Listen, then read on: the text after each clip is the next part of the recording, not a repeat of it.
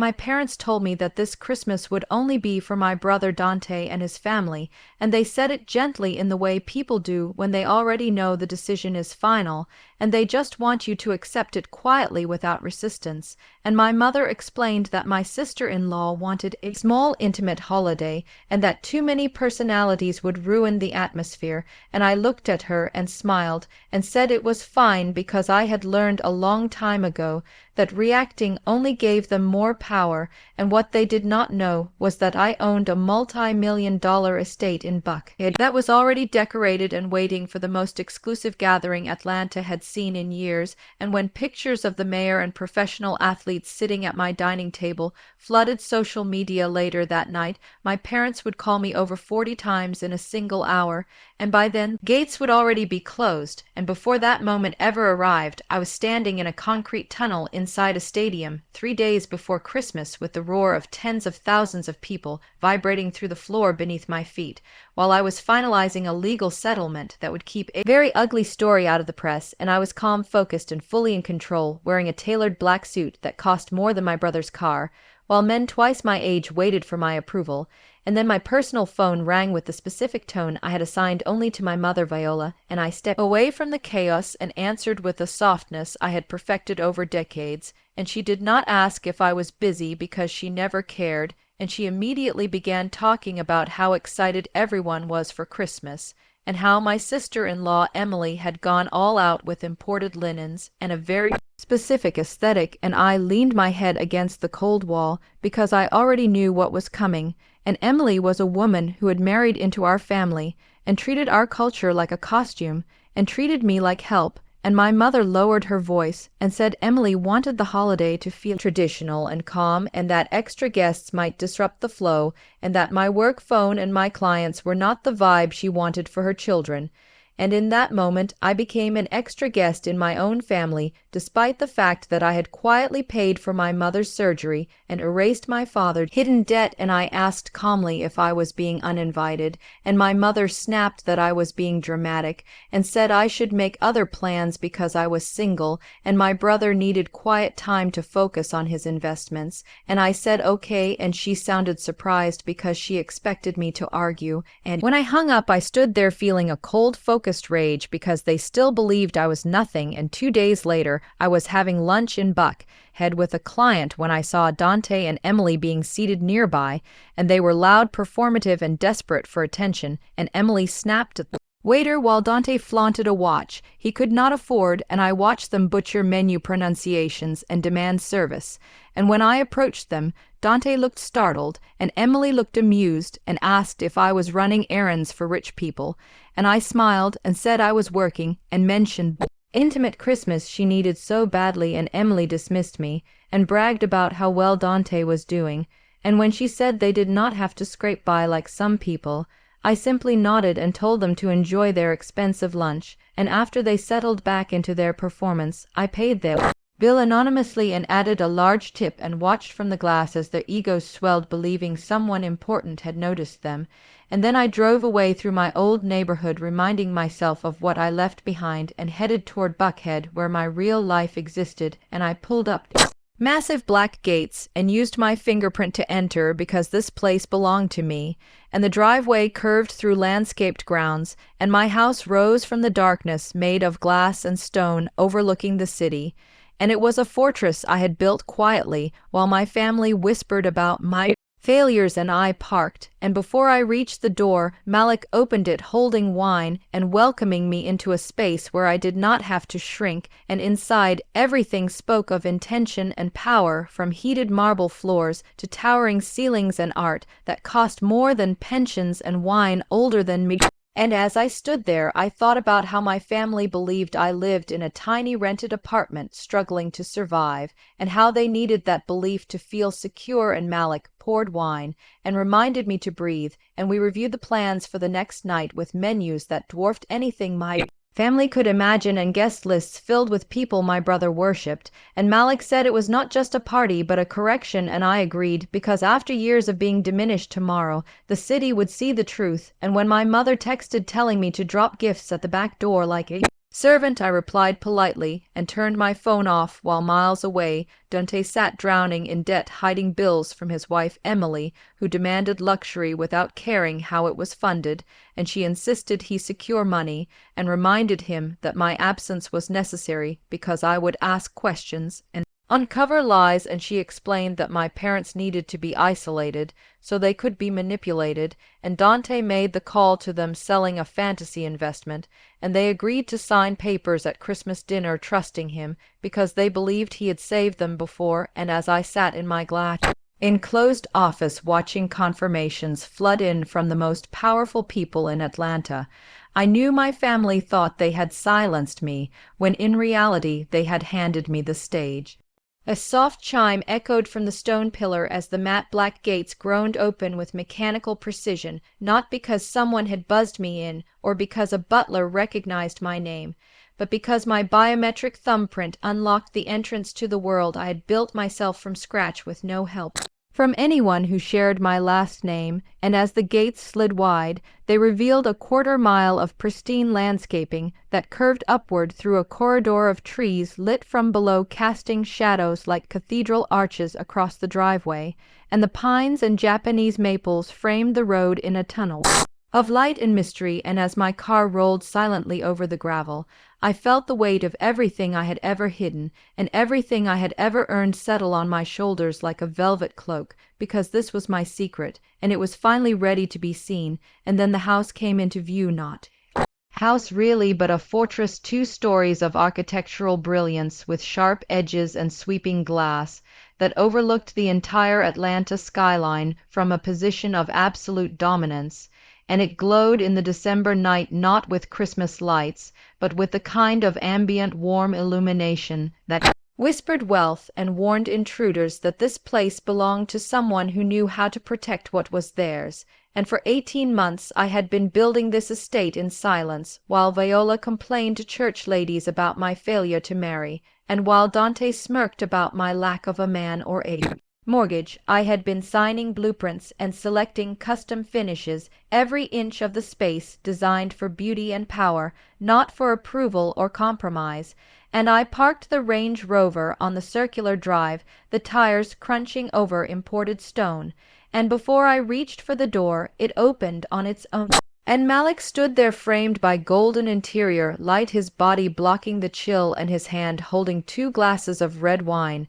And he was not just my partner or my architect, he was the only person who had ever built something with me, not for me or around me. And his face broke into a smile when he saw me, and I stepped out of the vehicle feeling the cold air nip at my cheeks, but not really noticing, because inside me was heat and purpose and rage polished into clarity. And I looked up at the house and saw the silhouette of glass walls and marble floors, and thought, this is what privacy really looks like. This is what power looks like when it does not apologize. And as we stepped into the foyer, the warmth hit me, and I let it wrap around me like armor. And the entryway alone was larger than the apartment my mother believed I lived in, and she imagined I rented from someone who called me Miss with a forced smile, and imagined me microwaving leftovers alone while Emily served organic turkey on antique plates. And the floors here were Italian marble cacata gold warmed from beneath by radiant coils,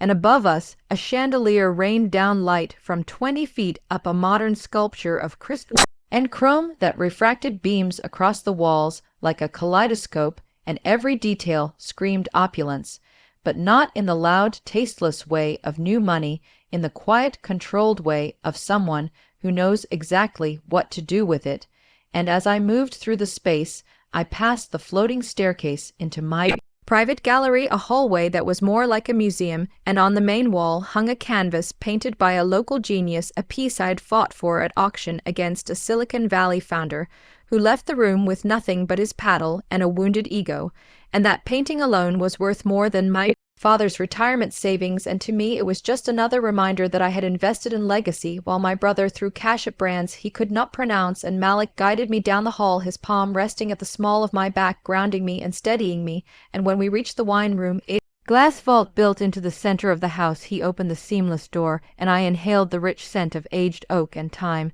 and the shelves were lined with vintages older than me from Bordeaux and Burgundy and Napa and Piedmont, each bottle kept at precise humidity with lighting engineered not disturb the liquid within, and Malik reached for one we had saved for a special occasion, a red so deep it was almost black, and he poured it into a glass designed to aerate every swirl and handed it to me like an offering, and I tasted it, and it tasted like silence breaking, and Malik watched me with that knowing expression, the one that said he understood the rage and the pride and the pain all stacked under my skin like sediment, and he touched my cheek, brushing a strand of hair behind my ear, and said, "You are still holding tension, Jazz," and I wanted to laugh because tension had been my birthright, and I whispered, "They are only 5 miles away, Malik, plotting a holiday without me and calling it peace." But he reminded me that this house was a no-toxicity zone, and I nodded, and we turned to the kitchen island where the tablet waited glowing with the list of final decisions for tomorrow night's event, and the menu scrolled before me, a decadent collage of ingredients and extravagance that would shame anything my family could plate, and I pointed to the Wagyu sliders and the lobster tails, and said, "I want the seafood tower so tall it blocks the skyline," and Malik tapped the screen done. And I said, "Add the ribeye with black truffle, not the oil, the real thing, the shaved imported truffle that melts on contact," and he nodded and said, "This house will smell like triumph, not tradition." And then came the guest list, and as the names appeared, I felt something tighten inside my chest, not pain exactly, but the cold fire of vindication, because these were the names my brother used in conversation like Shield's people. He worshipped and copied and envied, and now they were all coming to my home because of me, and Malik read the list aloud. The mayor confirmed with wife and staff, the point guard, and half the team attending. The banker who once denied Dante's loan 3 times was coming too, and I smiled because she was now my client and respected my confidentiality more than his charm. And Malik looked up and said, "This is not a party, this is war," and I said, "No, this is a correction, and tomorrow the most powerful voices in this city would testify that I had always been enough." And Malik kissed my hand and said, "Then let us give them a night they will never forget." And just as I relaxed, my phone buzzed with a message from my mother telling me to drop off the gifts at the back door like a delivery girl, and I stared at it for a moment and typed back that a courier would come because I was tied up. And then I turned the phone off completely, and 10 miles south in a quiet suburb,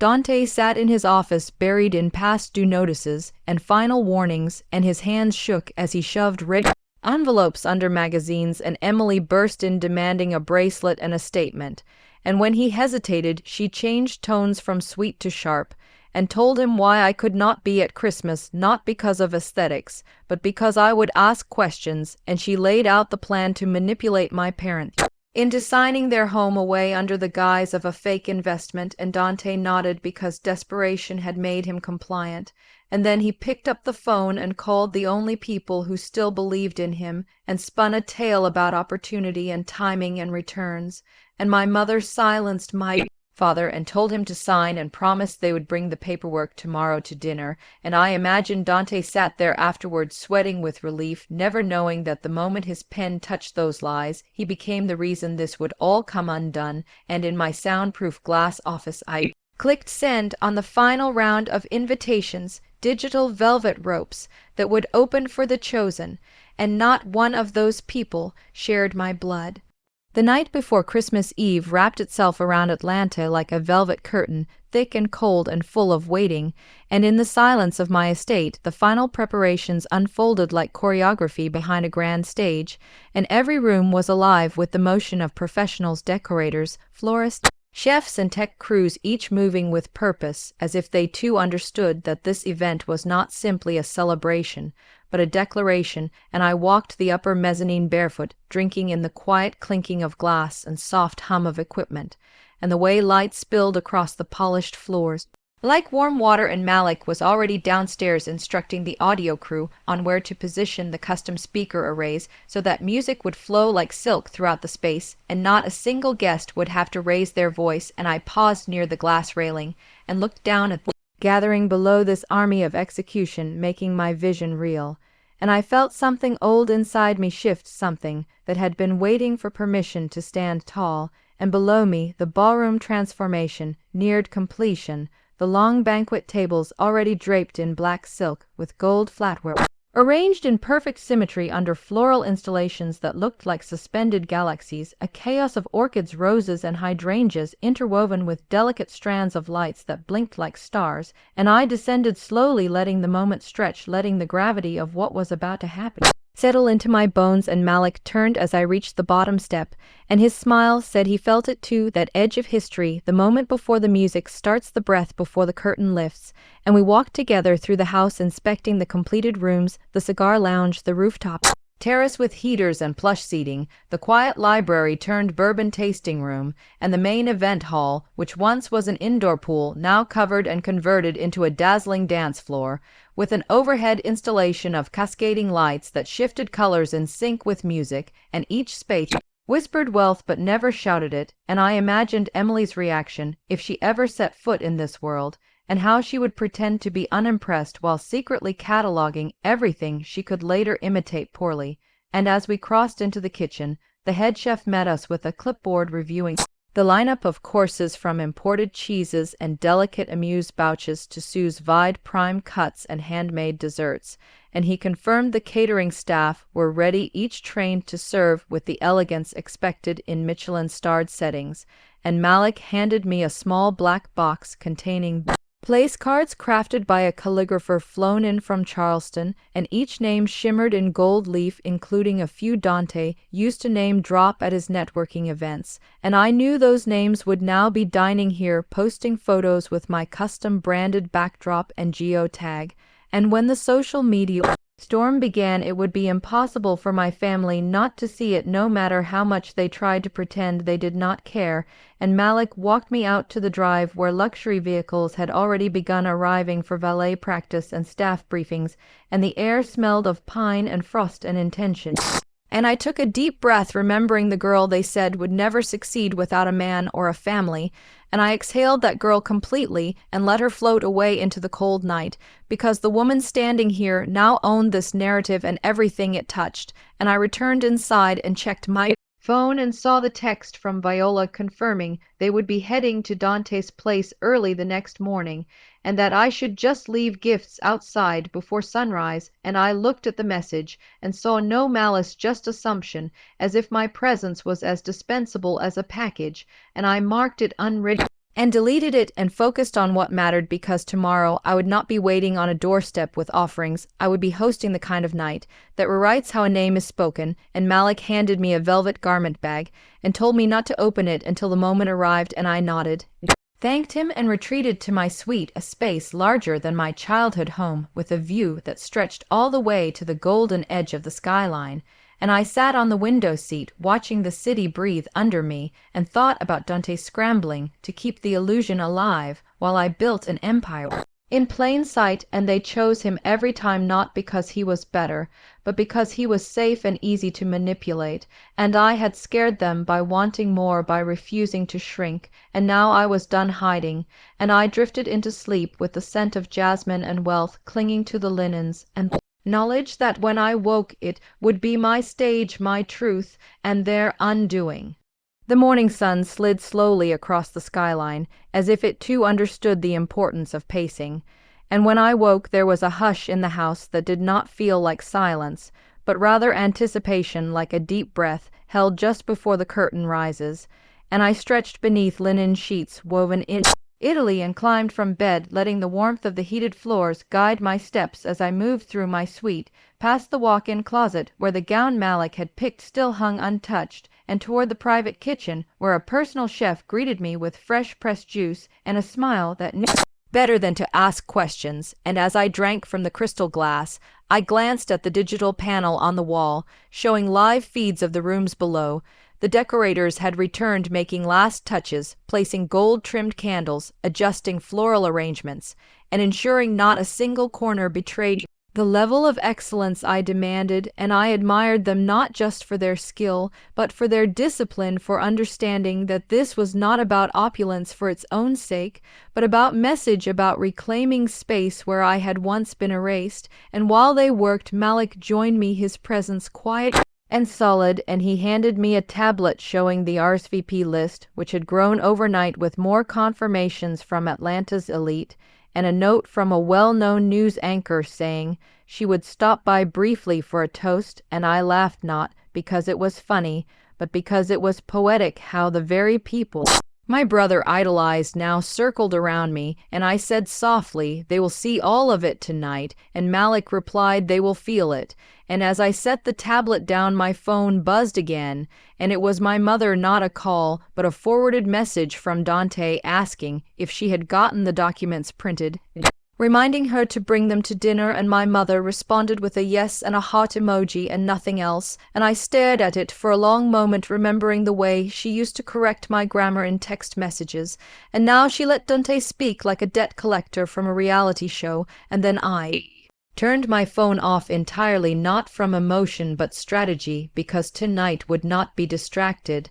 and I went to my spa room and let the steam wrap around me, and the eucalyptus mist cleared every doubt from my mind. And when I emerged hours later, the house had shifted again, the light had turned golden, the staff now dressed in uniform, the tables fully set, and the music playing low, testing the surround sound, and Malik waited for me at the landing, his eyes wide, and he said, "It is time," and I nodded and returned to my suite, where I opened the garment bag and revealed the dress, a masterwork of satin and structure in deep emerald green, chosen not because it was trendy, but because it was the exact shade my mother once said did not suit my complexion, and I slipped into it slowly, each fold falling perfectly around me, and Malik stood behind me zipping it carefully, and when I turned to face the mirror I saw someone else, someone who had buried the girl they tried to control and unearthed, a woman who could no longer be ignored. And then came the shoes, stilettos that whispered instead of clacked, and jewelry that glittered like quiet thunder,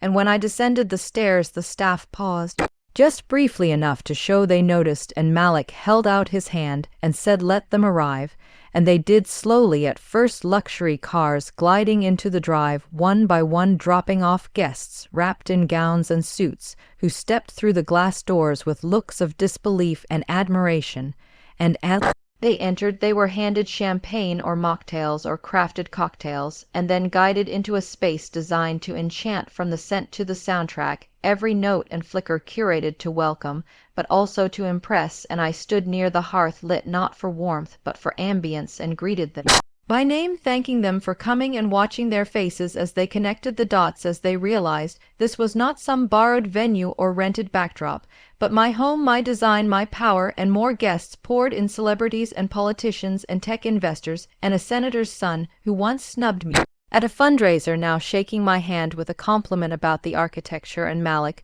moved through the room, too calm and radiant, and then the music shifted, signaling dinner, and the guests moved into the main hall and gasped as they saw the display, 100 feet of beauty plated in gold and light. And at the head table my seat waited, not next to anyone, but at the center, like a queen watching over her court, and I stood there briefly scanning the room, and caught sight of 2 journalists snapping candid photos, one of them mouthing the word wow, and I sat slowly, aware of every gaze, aware that somewhere far across town, in a modest brick home, my family was still arranging paper plates and waiting for Dante to bring wine and signatures, and I raised my glass and welcomed my guests, thanking them not just for their presence, but for trusting me with their time, and they applauded not out of politeness but respect, and the night carried on like a dream spun from silk and gold, and yet every second felt real and earned. And in the middle of it all I stepped out briefly to the terrace alone, where the city lights pulsed below, and the stars above stood witness, and I thought of the little girl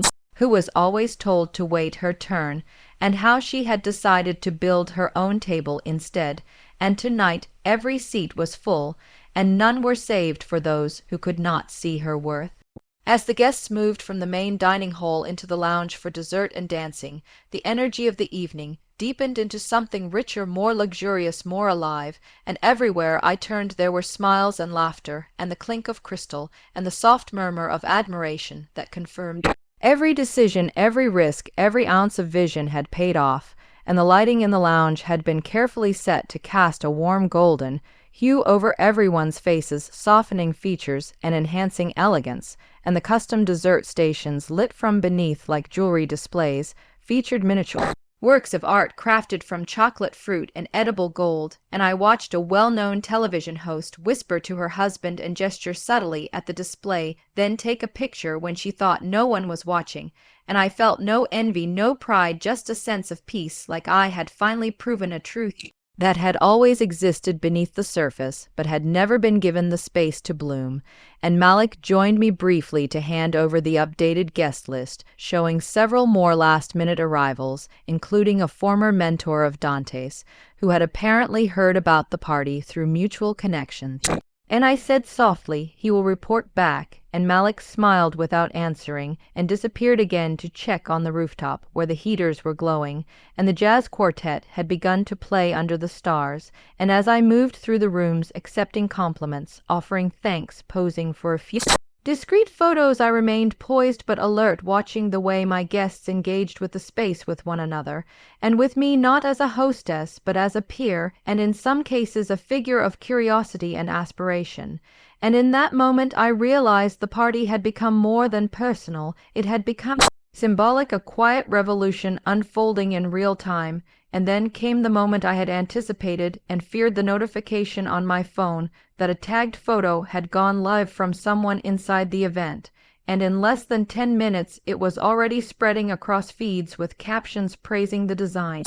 the elegance, the atmosphere, and although my family followed none of these people directly, I knew the network would ensure the posts reached them, because that was how influence worked: subtle, deliberate, impossible to ignore. And I imagined Viola sitting at Dante's dining table, seeing the first image scroll past her screen and tilting her head, just slightly narrowing her eyes, and wondering why the room looked so familiar, and then realizing it was not a venue but a home, and not just any home but mine. And in that imagined moment I felt no guilt, because this was not vengeance, it was truth, and truth had waited long enough. And while others danced or lounged in the cigar room, or explored the curated library, I slipped away into my private office, where I kept the gifts wrapped and ready, just in case someone from my family had a change of heart and decided to stop by, and they had not, and that was fine, more than fine, because I no longer needed their approval or their presence to feel complete.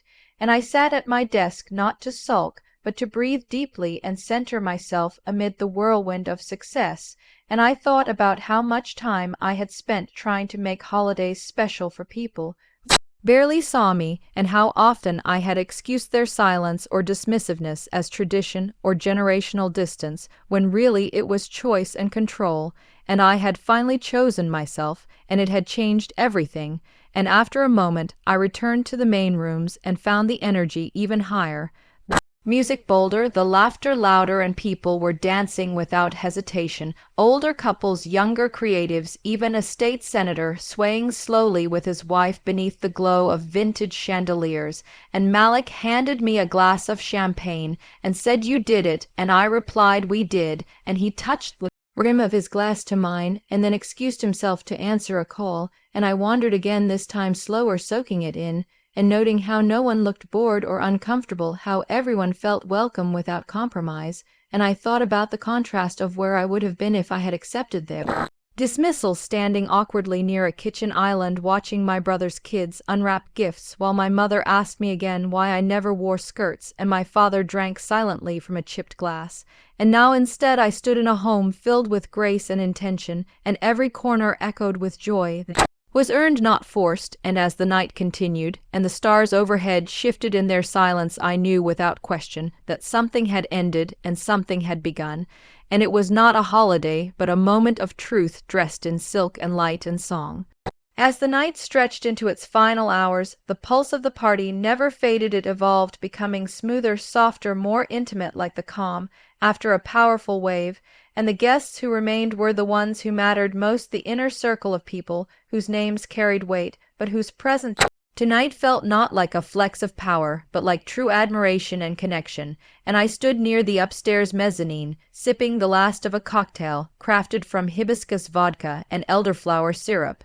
and I watched as a group of creatives huddled near the fireplace laughing in low tones, while one of the local mayors chatted casually with a well-known chef near the dessert bar, and behind them the flicker of candlelight cast long shadows against the art I had carefully selected not just for aesthetics, but for narrative, for the way it echoed my journey and my voice, and suddenly everything felt cinematic, as if I were watching a scene unfold from a movie I never thought I would star in, and I smiled to myself, remembering the old apartment where I once spent Christmas Eve alone reheating leftovers and pretending not to care, and how far that girl had come, and as if reading my mind, Malik appeared beside me, handing me a velvet box small and square, and when I opened it I found a delicate bracelet, platinum woven with sapphire, and he said softly, "This is not a reward, it is recognition," and I blinked hard, not from sentiment, but from the sheer weight of being seen, of being valued by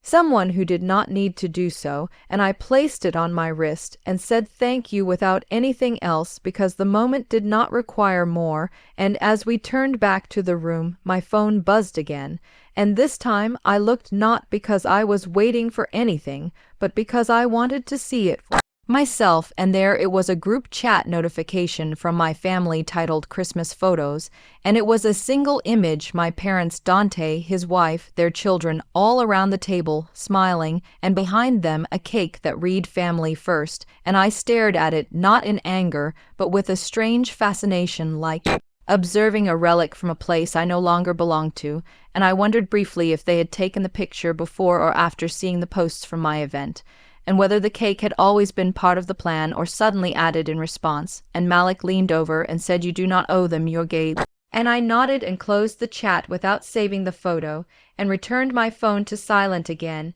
and stepped back into the golden glow of my world, where joy was abundant and not conditional, and later, as the jazz shifted into a mellow blend of soul and acoustic, the rooftop began to empty and guests began making their farewells with long hugs and promises to connect and invitations to collaborate, and I received them all with grace, feeling not exhaustion but fulfillment. And when the last car had pulled away and the final glass had been cleared, I returned to the grand room alone, barefoot now,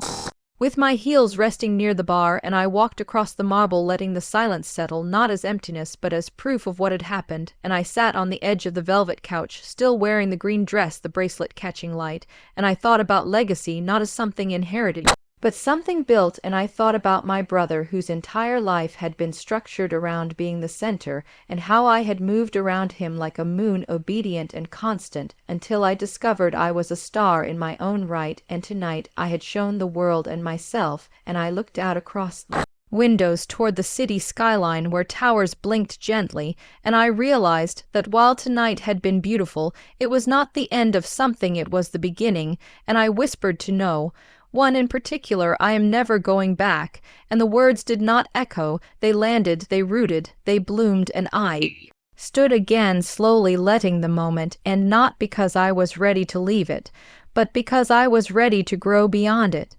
I woke up late the next morning to a quiet house filled with the faint scent of lavender from the candles that had burned through the night, and a calm stillness that felt almost sacred, and the sun was gently streaming through the tall windows, washing everything in golden light, and for a moment I simply lay in bed, soaking in the silence, my body still wrapped in the softness of the silk sheets, and the distant memory of music, laughter, and the clink of glasses still humming faintly in my bones. And I sat up slowly and looked around at the room, still untouched, still pristine, and realized I had not only thrown the most powerful night of my life, but had also woken up in a home that now truly felt like mine, not because of the decor or the guests or the applause, but because I had claimed it, not just the walls, but the space, the life within it. And after showering, I wrapped myself in a robe and stepped barefoot through the hallway, noticing little details like a heel left beside a velvet bench,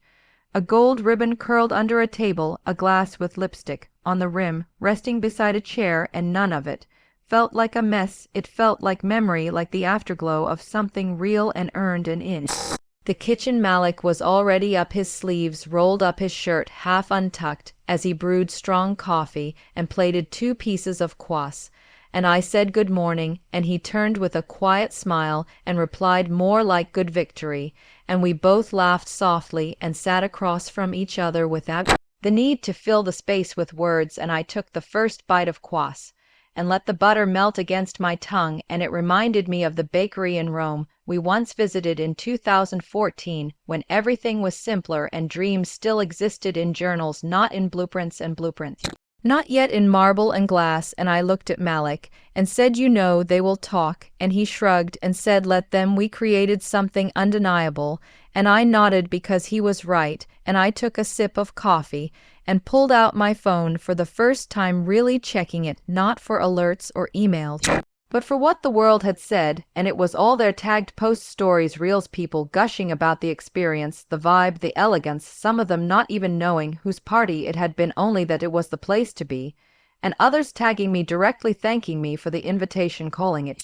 iconic, calling it historic, and somewhere in the middle of the scrolling, I came across a post by a friend of Dante's, someone I had met briefly at a wedding years ago, and the caption said, "I almost skipped this party, but I am so glad I didn't, never seen anything like it," and the photo was of the main lounge filled with light and people and art, and that was when I saw my mother's name had liked the post, and I stared at it, not quite believing it, and I clicked her profile and saw nothing new, but the like was there, deliberate, not accidental, and I wondered if it was her way of reaching out or of acknowledging the unspoken, or if it was a mistake, and I would never know because she never sent a message, never called, never followed up, and I closed the app and put the phone face down because it did not matter what she did anymore, what any of them did, because I had changed and I had outgrown their silence. And I looked at Malik and asked, "You think they will say anything?" And he said, "Maybe, but not today, and maybe never, and either way we are done waiting," and I nodded again and stood slowly stretching and feeling my spine align like my soul had,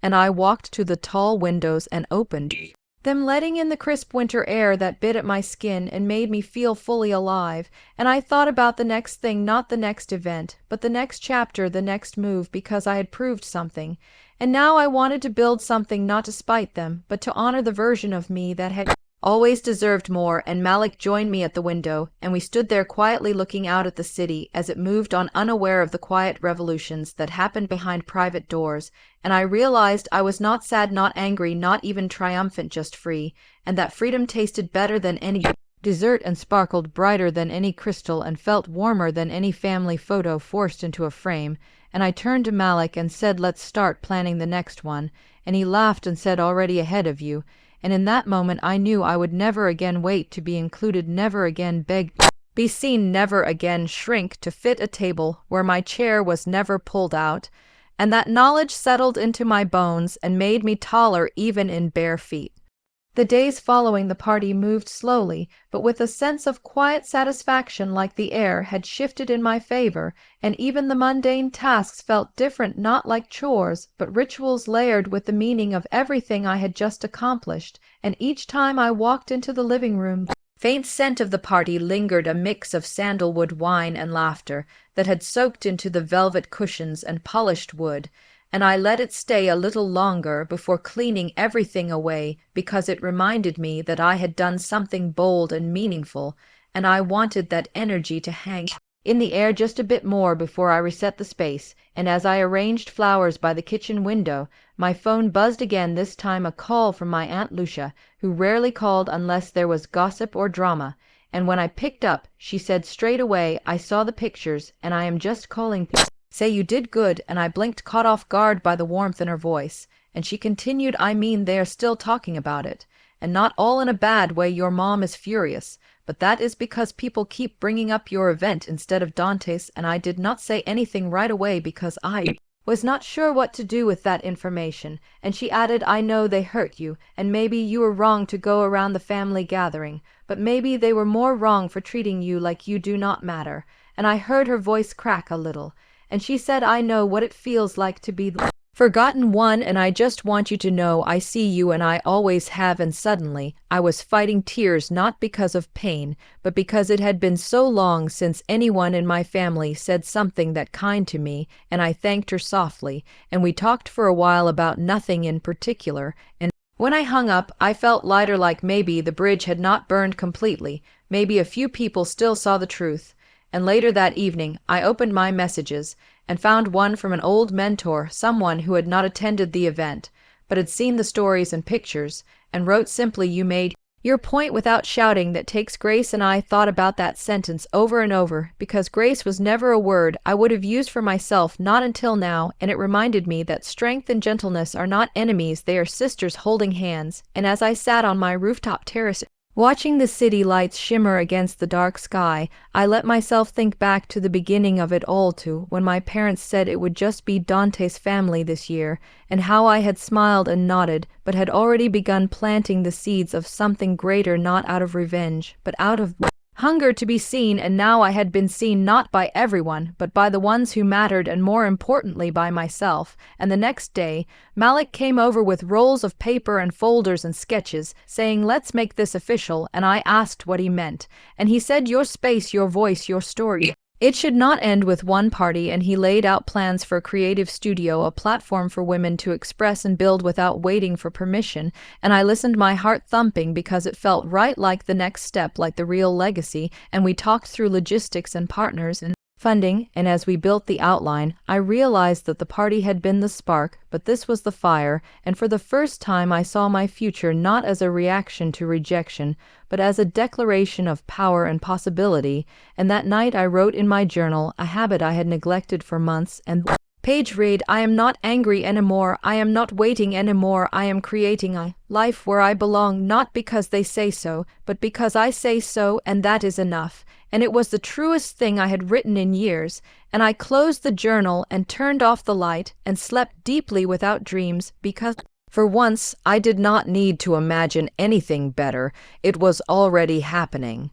I spent the next few days immersed in that quiet newness that follows after something big has happened, like the world was gently returning to normal, but in a new shape, one that I had crafted with my own hands and soul. And it was strange how even the smallest things felt different, how making coffee in the morning or walking barefoot across the marble floor now came with a calm kind of power, as if every step confirmed my decision to stop shrinking myself to fit into places I was never meant to stay. And as the hours passed, I began getting messages not just from friends or people who had been at the party, but from strangers who had seen photos online and felt something inside them stir. And one message stood out from a girl named Clara, who said, "I do not know you, but I saw that party, and it gave me courage to say no to a family Christmas I was dreading. I threw something small with friends, and for the first time in years I smiled on Christmas Eve." And I read her message 3 times, and then once more, because it reminded me that this story was no longer just mine. It was reaching people in quiet homes and loud cities, and in places where girls were told to sit still and be grateful for crumbs. And I replied simply, "I am proud of you," and I meant it, because there is something sacred about standing up for your own joy and refusing to be erased. And that same afternoon, Malik brought over a box of candles with a new scent he wanted me to test, and he said they were for the launch of our new project. And I looked at him and asked, "Are we really doing this?" And he said, "We already are." And we spent the whole evening sketching out brand concepts and website mock-ups and potential ambassadors. And as we built that vision together, I realized this was what I had needed all along, not just family, not just recognition, but purpose, a reason to use my voice beyond reaction, beyond resentment. And when he left that night, I sat alone on the couch listening to the wind brushing against the windows, and I thought about my mother and how she must have felt hearing whispers of my party through her friends and acquaintances, how she must have looked at photos and wondered if I had planned this out of anger or out of pain. And the truth is, I had started in pain, but what I built came from something far deeper and brighter, and the pain had just been the spark. The transformation was all mine. And the next day I received a package with no note and no sender information. but inside was a porcelain ornament, a ballerina in a red dress, the same one I had once danced in when I was 9 years old during the winter recital that my mother had missed because of Dante's football game, and I held it for a long time, staring at the delicate paint, the careful folds of the dress, and I had no proof it was from her, but in my gut I felt it, and I placed it on my mantle without comment, without bitterness, and I realized that I did not need an apology to heal. I had already begun healing the moment I chose myself, and on Christmas Eve I hosted a small dinner, not a grand party, just a handful of people who had been kind and present and real. And we sat around a long wooden table with candles flickering and laughter floating through the air. And as we passed dishes and shared stories, I felt no emptiness, no longing, and when someone asked about my family, I smiled and said I used to think I needed to be invited to feel like I belonged, but now I know I can build my own table and invite only the ones who see me fully. And after dessert, we played old jazz records and danced barefoot across the kitchen tiles, and I looked around at these faces illuminated by golden light, and I thought to myself, this is enough, this is everything. When the first week of January rolled around, I could feel the shift in the air, not just because the holidays were over and people were back to work and school, but because something inside me had changed, and I was no longer the same woman who had cried silently after that phone call when my parents said it would just be my brother's family this year. Now I was someone who had stood tall and created a memory that could not be erased, and as I folded away the last of the party decorations, storing them carefully in labeled boxes, I found myself pausing and smiling, not with sadness, but with pride, because every ribbon, every plate, every photo was a reminder that I had taken control of my own happiness and made it something beautiful. And as I placed the last box in the hallway closet, I realized that nothing about that party had been small or petty. It had been a declaration, a moment where I decided that I would never again let someone else tell me when or where I was allowed to celebrate my own life. And in the days that followed, I stayed mostly to myself, choosing quiet mornings with coffee and soft music while watching the sunrise from my window. And in those hours, I reflected deeply on how far I had come, not just since the party, but over the last few years, and I thought about all the times I had tried to please everyone in the family, always being polite, always being the one to compromise, always swallowing my feelings so the peace would stay intact, and I thought about how that peace had never really been peace. It had been silence and discomfort wrapped in fake smiles and shallow compliments. And now that I had broken that pattern, I was not sure how to go back to pretending, and maybe I did not have to. And one afternoon, as I sat on the floor sorting through thank you notes and little gifts people had sent after the party, I found a small envelope tucked under a larger package, and when I opened it, I froze because the handwriting was familiar. It was my father's, and the note inside was short, just a few lines scribbled in blue ink. He wrote, "I heard the party was beautiful. I saw some pictures from a friend. You looked happy. I hope you're doing well." And I sat there staring at the words, trying to understand what they meant. Was this a peace offering, or just a passive observation? Was it his way of saying he regretted not calling, or was it just guilt? And in the end it did not matter, because for the first time I did not feel desperate for the answer. I folded the note and placed it in my drawer, not because I needed to keep it, but because it marked a moment where the door had opened just a little, and even if I never walked through it again, I wanted to remember that it happened. And a few days later, I bumped into an old family friend at the bookstore, and she pulled me aside saying, "I don't know what really happened with Christmas this year, but I just want to say that party you hosted was stunning." And I was surprised, because she was always the type to follow the family elders said, never rocking the boat, never questioning the rules. And I asked her how she had seen it, and she said someone shared photos on Facebook, and it spread from there, and people were talking, not in a gossiping way, but with curiosity and maybe a little admiration. And I thanked her, and we chatted a little longer, but as I walked away, I realized something big had changed. People were starting to see me not as the background character in my brother's spotlight, but as someone who had her own light, her own voice, and more than that, I was beginning to see myself that way too. And one evening Malik came over with a new vision board, and we sat on the living room floor, cutting out magazine clippings and sketching ideas for the next steps of our project. And I told him how I wanted to create a community space, not just a product line, but something real, where women who felt overlooked could come together, share ideas, and build something powerful, and he said, I think you already started that with your party, and I laughed, but he was right. That night had been more than just food and music.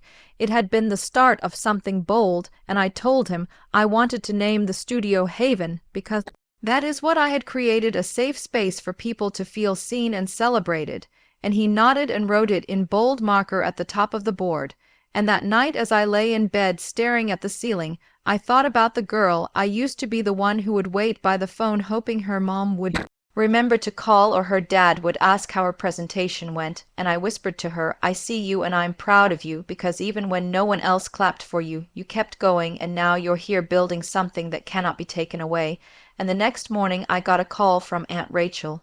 only person in the family who had sent a gift after the party, and she said, I know things are still awkward, but I want you to know that I'm rooting for you, and I hope this new year brings you peace and clarity. And I thanked her and told her maybe one day we could get coffee and talk, and she said I'd like that and hung up. And I sat there thinking how strange it is that the people we think will stand by us sometimes vanish, while the ones we least expect show up in the most tender ways. And I opened my laptop and started drafting the mission statement for Haven, and every word felt like it belonged, like it had been waiting for me to write it. And when I was done, I leaned back and read it again and smiled, because it was not just a business idea, it was a promise to myself that I would never again live in the shadow of anyone, not even my own family. And a week later, I received an invitation to a baby shower for my cousin, hosted by my parents, and for a moment I stared at it, unsure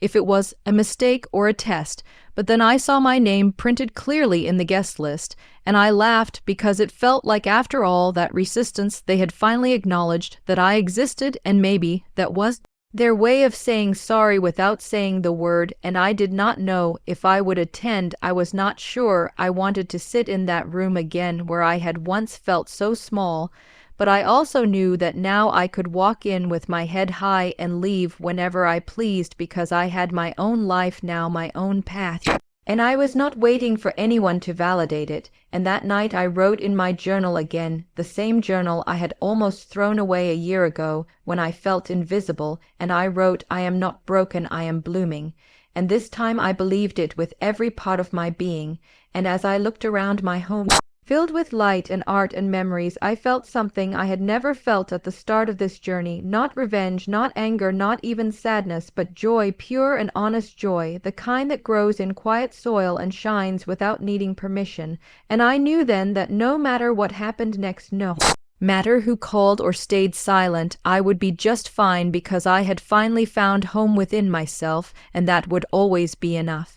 When I stepped outside that morning to check the mail, the air felt sharp against my skin, the kind of cold that makes your breath hang in front of you, and I remember thinking how empty the street looked, like everyone had gone back to their routines after the holidays. And I stood there holding a few envelopes, nothing important, and yet I felt like something was shifting, not outside but inside. And when I returned to the warmth of the house, I made myself some tea and sat near the window watching a few kids walk past with backpacks, probably heading back to school after break. And I thought about how fast time moved, how just days ago my house was full of laughter, music plates clinking against each other, and now it was quiet and still and peaceful. And as I sipped my tea, I thought about the message I had gotten from one of my cousins after she saw the pictures of the party. She said she was proud of me for creating my own joy and not waiting for someone else to give me permission. And she wrote that it reminded her of something her therapist once said, that we have to stop auditioning for roles in people's lives and start living our own.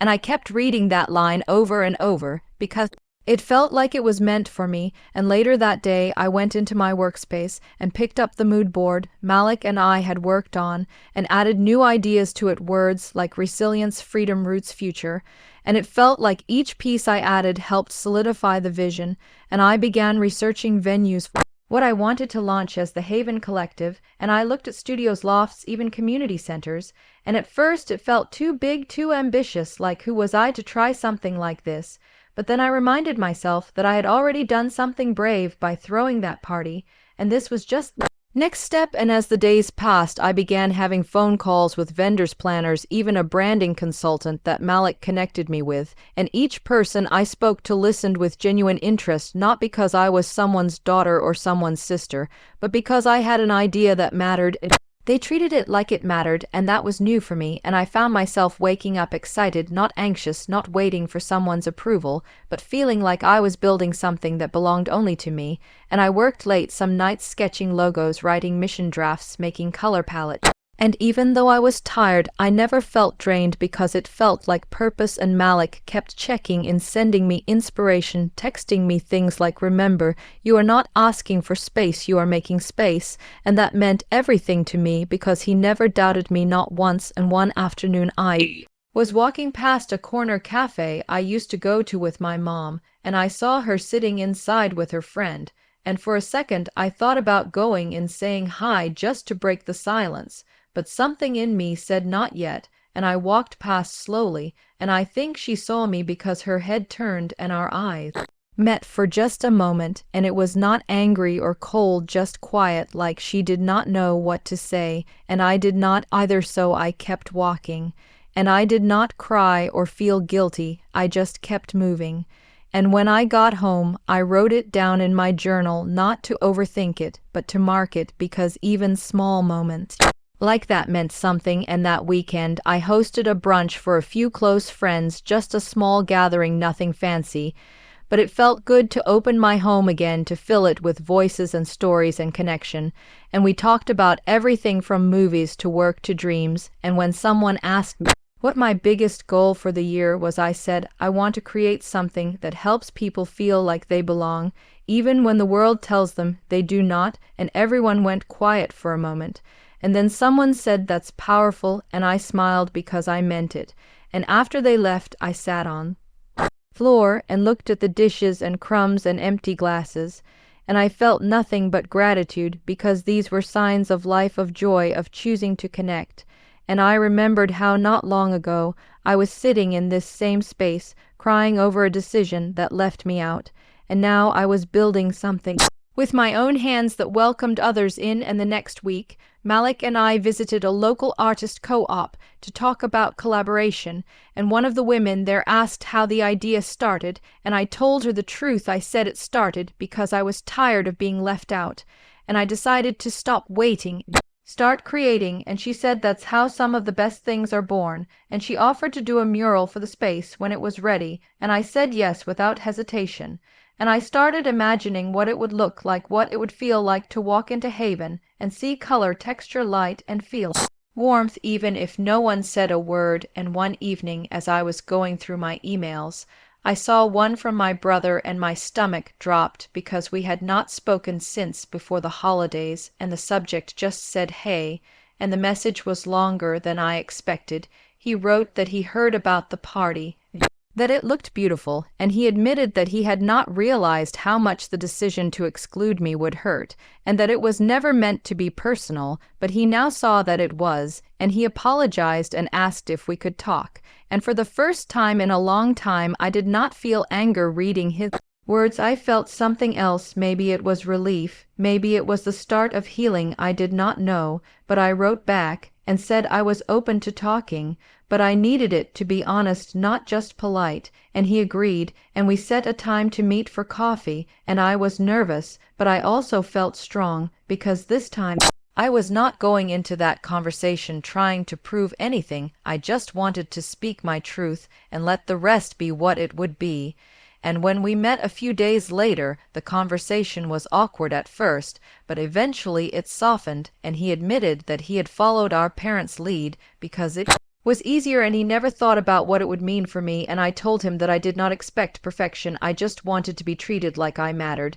And he nodded and said, "I see that now," and it did not fix everything, but it opened something. And as we hugged goodbye, I felt lighter, not because he fixed it, but because I no longer carried the full weight of it alone. And that night I came home and looked at my vision board again and wrote one more word at the top: reconciliation, not as a goal, but as a reminder that sometimes, even when we feel invisible, change is happening quietly beneath the surface. And I went to bed that night not thinking about the past, but dreaming about the space I was about to build,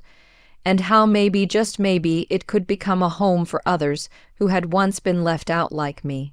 The day I signed the rental agreement for the small brick space that would become Haven was the first time in a long time I felt like I was doing something entirely for myself, not in defiance of others, not as a response to pain, but as a declaration of possibility. And I remember the way the light poured through the tall front windows that morning, casting long soft shadows across the bare concrete floor, and I imagined the room filled with color, movement, warmth, and people walking through the door, not just to gather, but to be seen, and I thanked the owner of the property, a kind older woman named Elise, who handed me the keys and said, "I can already tell you will make this place beautiful." And after she left, I stood alone in the center of the space and closed my eyes and breathed in the scent of fresh paint dust and potential, and later that evening, when I told Malik that the place was officially mine, he whooped so loud I had to pull the phone away from my ear. And he said, "You did it, not we, not us, you," and it felt good to hear that. And over the next few days, I threw myself into transforming the space into something that reflected everything I believed in, and I painted the walls with soft welcoming tones, hung string lights from the ceiling, and brought in furniture that was second-hand but full of character, like a long wooden table that reminded me of the one at my grandmother's house, and chairs that did not match on purpose, because I wanted everyone who came in to feel like they belonged, even if they did not look like anyone else in the room. And I created a community calendar pinned to the front corkboard where guests could add events, ideas, or even just quotes that made them feel inspired. And I remember sitting on the floor one night surrounded by candles and thinking, this is it, this is how healing begins, not always with big moments, but with little quiet choices. And soon the space began attracting people. Some were friends, some were strangers, some were simply curious, and I welcomed all of them, because that was the point, to give people a space to breathe and exist without needing permission. And I hosted weekly gatherings, everything from spoken word nights to mindfulness sessions to community potlucks, and people came with open hearts, open wounds, and open arms, and something about the energy of Haven made them feel like they could just be. And I never told anyone the full story behind why I started it unless they asked, because I wanted the space to speak for itself. But every time someone lingered a little longer before leaving or smiled in that way people do when they feel seen, I felt a piece of me stitching itself back together. And one day after a poetry event, a young woman approached me and said, "I just wanted to thank you, because this is the first time in a while I felt safe." And I hugged her and said, "I understand," and I really did. And around that same time, my relationship with my brother had started to shift slowly, not perfectly, but with effort, and we texted more often, sometimes even called. And once he even dropped by Haven during an event, just to show support, and I could tell he was still unsure, still carrying his own unspoken regrets. But I appreciated the gesture, and told him so. And as for my parents, there was silence for a long while, until one evening I got a card in the mail with my mother's handwriting on the envelope, and inside it was a simple note that said, "I am not ready to talk, but I see what you are doing, and I am proud." And I sat with that for a while, unsure how to feel, because pride without presence felt both sweet and sad. But I also knew it was something, and I accepted it for what it was, a small crack in the wall. And over time more cards came, each one a little warmer still. No calls, no visits, but a quiet reaching. And I chose to receive it with grace, not because I forgot what happened, but because I did not want to carry bitterness into this new chapter. And Haven kept growing. It became more than a space, it became a movement. And people started asking if I would open more locations, or turn it into a nonprofit, or write about my journey. And while part of me felt overwhelmed, another part felt ready, because this time I was not shrinking to fit into someone else's idea of me. I was expanding to match the vision I had for myself. And one rainy afternoon, as I was organizing supplies, a group of local students came in. They were working on a project about community healing, and asked if they could interview me. And as I shared my story in simple, honest words, I saw the way their eyes lit up, not because I had all the answers, but because they saw what was possible when someone chooses to act instead of wait. And after they left, I sat at the front window watching the rain blur the view and thought about all the versions of myself that had once felt invisible, and I wanted to tell her all of them, that she was never as alone as she thought she was, and that everything she built from the ashes of rejection was not just survival, it was art. And as the year drew to a close, I planned a holiday event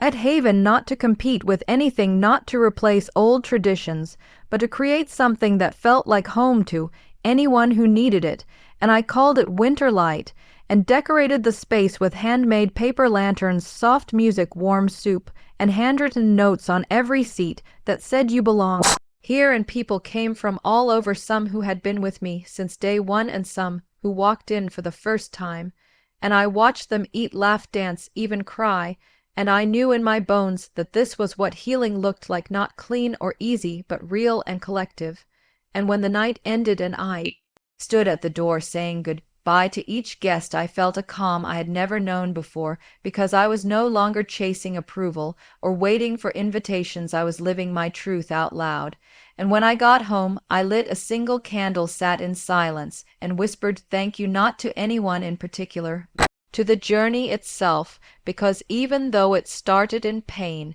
it had led me back to myself. The first week of January was quieter than I expected, not because things slowed down, but because the world outside seemed to be catching its breath, and while the buzz of the holidays had faded, the rhythm of Haven only grew stronger with each passing day, and I found myself waking up earlier than usual, not out of pressure, but from genuine excitement for what lay ahead. And I would stand by the kitchen window each morning, watching the sunlight creep across the buildings outside while sipping tea and planning out the day's events, and everything felt intentional, from the people who showed up, the way they moved around the space, to the conversations that sparked between strangers who quickly turned into familiar faces. And every night when I closed the doors behind the last guest, I would sit on the same old green chair near the entrance and take a long deep breath, reminding myself that this life I was living now was one I had carved out with my own hands, and though the pain of what happened with my family still flickered now and then like a distant light, it no longer shaped my decisions. And one evening, while reviewing invoices and scheduling volunteers, Malik stopped by with a small wrapped box and said, "You might want to open this now." And inside was a framed photograph from the Winter Light event with a simple caption that read, "Community is created, not given." And I could not help but laugh softly, because it was something I used to say during our late-night planning sessions, and he remembered, and I hung it on the wall behind the front desk, so it would be the first thing people saw when they entered. And later that same week, something unexpected happened. My mother called, and at first I let it ring, unsure if I was ready to hear her voice after all this time. Something in me said answer, and when I did there was silence at first, just breathing. And then she said, "I have been watching from afar. I have read about Haven, and I know I was not there when you needed me, and I am not asking for anything except a chance to sit with you and listen." And her voice cracked at the word listen, and that was when I knew she was not calling out of obligation or guilt, but maybe out of something that finally resembled understanding. And I agreed to meet her the following weekend, not at Haven, not at home, but at a quiet little cafe that felt neutral. And when the day came, I arrived early, heart pounding but posture steady, and when she walked in I saw a softness in her that I did not remember from before, and we talked for almost 2 hours, not about the past, not in full anyway, but about now, about how she was trying to see things differently, and how she never realized how much space she had left me out of. And though she never said the word sorry, her eyes said enough.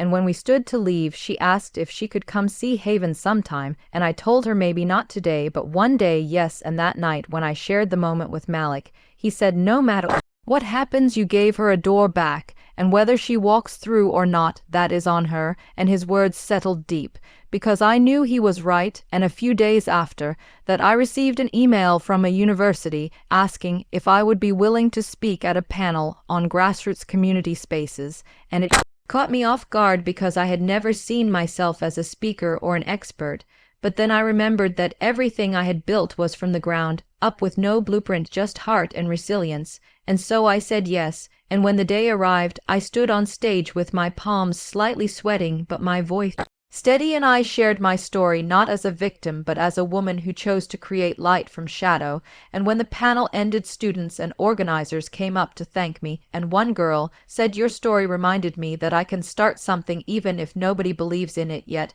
and I hugged her and told her, "That belief is something you grow from the inside out," and on the drive home, I cried not from sadness, but from a release, a deep letting go of every time I had questioned my worth or doubted my path. And with every mile I felt lighter, freer, more certain that I was exactly where I needed to be. And in the following weeks, Haven began to receive local media attention, nothing flashy, just small write-ups in neighborhood papers and community blogs. But each one brought new faces through the doors, and I met a retired teacher who offered to run writing workshops and a chef who wanted to teach cooking classes on a pay-what-you-can basis, and an artist who painted a mural in the back room that read "You are welcome here" in 12 different languages. And I stood in front of that wall one evening, tears welling up, because it was not just decoration, it was truth. It was the embodiment of everything I had hoped to build when I first held the keys in my hand, and through it all I never once tried to reach out to my father, because I knew he was still grappling with his pride, his silence, his own stubborn rules.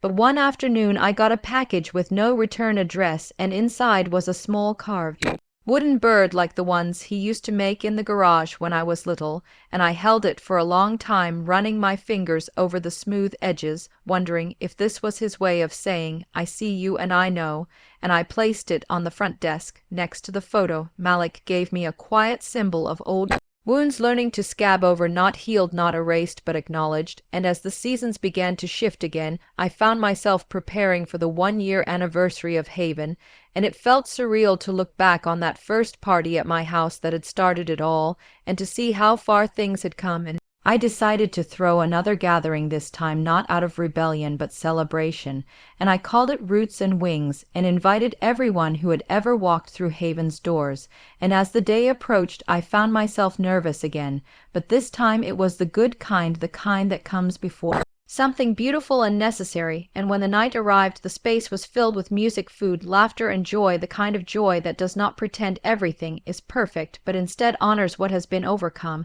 And as I stood before the crowd to say a few words, I looked at the faces around me and realized that I had not just built a space, I had built a mirror reflecting the truth that we all deserve to be seen and held. And I said thank you not just to them, but to the version of me who dared to begin. After the Roots and Wings event ended, and the last guest walked out into the cool spring night, I stood in the middle of Haven and looked around at the empty chairs, the streamers still swaying gently, the half-eaten cake, and the tiny glowing lights still strung along the ceiling, and for a moment I let the silence wrap around me like a blanket, and I breathed it in deeply, knowing that this silence was not emptiness, but fullness, the kind that follows after something meaningful has taken place. And I thought about every decision that led me to this moment, every time I wanted to quit, every voice that told me I was doing too much or that nobody would care, and every morning I pushed forward anyway, and I walked slowly through each room of the center, picking up stray paper cups, folding tablecloths, stacking chairs, and I smiled at the thought that this had all begun because I had refused to be excluded. And even though my family had drawn their lines, I had learned to draw my own circle and invite others in. And the next morning I woke up with sore feet, a raspy voice from all the talking, and a sense of peace that clung to me even as I moved through emails, errands, and texts. And one message stood out among the rest. It was from my younger cousin Leela, who I had not seen since that awkward Christmas dinner years ago. And she wrote, "I wish I had reached out sooner. I have been watching everything you have done, and it has inspired me to start writing again. Can I come visit sometime?" And I stared at that message for a long time, thinking about how even the ones we think are silent are sometimes simply waiting for the right moment. And I replied, "Of course you can." And a few days later, she came by Haven on a quiet afternoon, and we sat on the old green couch drinking iced tea while she told me about her struggles, her regrets, and how she always thought I was the strong one. And I laughed and told her strength does not mean you never fall, it just means you keep getting back up. And that conversation reminded me that healing does not only happen in grand gestures. Sometimes it happens In quiet reunions, soft truths, and shared tea, and meanwhile, Malik and I continue to grow the programs at Haven, expanding into workshops for teens, hosting local makers, and even partnering with a nearby shelter to offer weekend meals. And every time we added something new, it felt like adding a new layer to a tree growing steadily with deep roots and broad branches. And it was around this time that I received a letter in the mail, handwritten in my father's familiar careful script,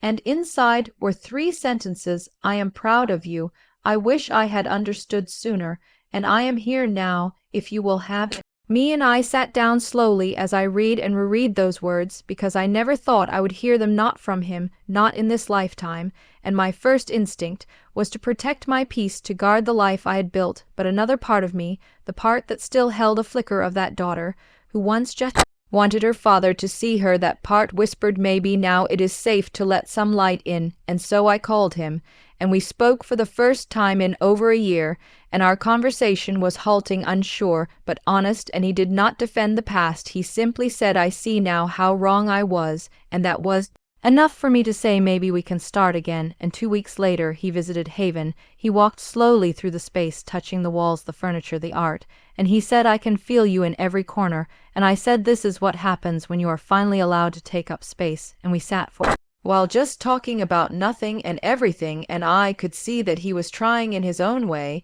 and that was all I needed. No grand apology, no dramatic confession, just effort and presence. And later that day, as I stood behind the counter filing some forms, a woman I had never met walked in, looked around, and said, "This place feels like breath," and I smiled and thanked her. And when she left, I thought about how long it had taken me to learn to breathe freely, and how beautiful it was to offer that air to others. And the following week, Malik suggested we document our journey, maybe a short film or a photo book, something to capture the evolution of Haven from idea to reality. And I loved the thought of that, not for vanity, but for memory and legacy. And we hired a local photographer who spent weeks shadowing our days, capturing the real, the messy, the joyful. And when the final photos came in, I sat down with them spread across the floor like puzzle pieces, and I saw myself in every frame, laughing, crying, working, creating. And I realized that this story was not just mine.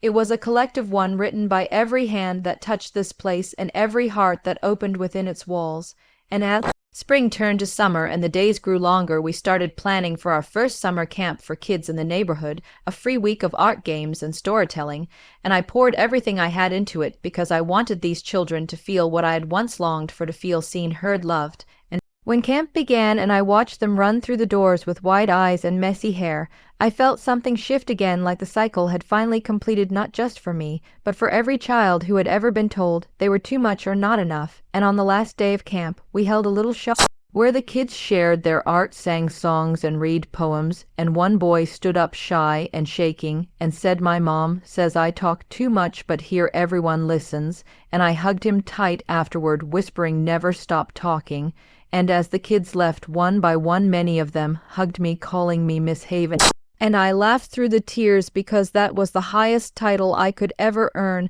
And that night I walked home under a sky full of stars, thinking about how this journey had begun with rejection and pain, and yet had led to joy and connection. And I understood then that sometimes life has to break you open so that something new can grow. And I was grateful for every crack, every wound, every no, because they led me here to a life filled with yes. The morning after the summer camp ended, I stood alone in the kitchen of Haven, holding a cup of coffee, watching the light spill through the windows, and it felt like the calm after a storm, not the kind of storm that destroys, but the kind that clears the air and washes the world clean. And I realized I was no longer waiting for anything, not for an apology, not for a reunion, not even for my family to finally treat me how I always wanted them to. I had become my own anchor, my own home, and as I opened the door to the quiet hallway, Malik stepped in holding a stack of thank you cards the kids had left behind, and he handed me one that simply said thank you for making me feel special, and I held that card for a long time longer than I thought I would, and something in my chest loosened because that one sentence felt like the answer to everything I had ever questioned. And over the next few weeks life returned to its usual rhythm, but everything felt sharper, more alive, and one Sunday morning